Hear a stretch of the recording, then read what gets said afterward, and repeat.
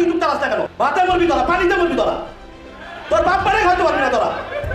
এবার বরবাদ সিনেমা নিয়ে আপত্তিকর মন্তব্য করলেন ডেড বডি ছবির পরিচালক ও প্রযোজক এমডি ইকবাল। এমডি ইকবালের দাবি, বরবাদ সিনেমাটি খুবই বাজে এবং একটি নকলবাজ সিনেমা। এই বরবাদ ছবি সমাজের জন্য ক্ষতিকর। কেজিএফ অ্যানিমাল আর এই ধরনের ট্রেলার আমরা হিন্দি সিনেমাতে অ্যাভেলেবেল দেখছি।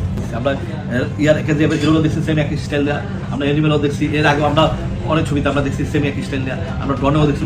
ঈদের দিন থেকে 120টি প্রেক্ষাগৃহে প্রদর্শিত হয়েছে শাকিব খানের বরবাদ সিনেমাটি। দর্শক মহলেও বরবাদ সিনেমাটি নিয়ে ব্যাপক আলোচনা চলছে।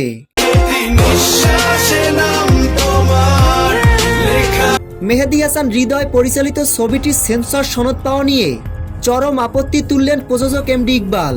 এমডি ইকবাল একটি সাক্ষাৎকারে বলেন, আমার কাছে মনে হয়েছে শাকিব খানের এই ছবিটি করা উচিত হয়নি। এই সিনেমাটি দেখে জাতি কি শিখলো? ফেসবুকে রিলসে দেখলাম একটা মেয়ে মদের বোতল হাতে নিয়ে বলছে, এই জিল্লু মাল দে।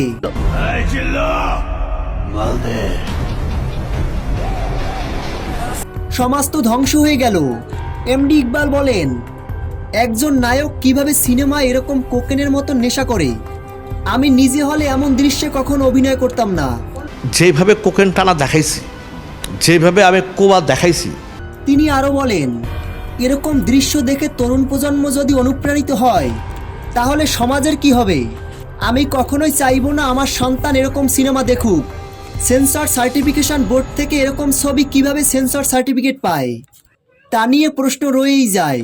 টকে দেখি মদের বোতল নেয়া বলতে জিল্লু মদ দেখ মেয়ে, তারপর অশ্লীল তো আসি, আরও অনেক কিছু টিকটক অশ্লীল দেখছে এগুলা। তো এটা কি জাতি শিখলো? এই গল্প সেন্সর হয় একেবারে। প্রিয় ভিউয়ার্স, আসলে কি বরবাদ সিনেমাটি আমাদের সমাজের জন্য ক্ষতিকর?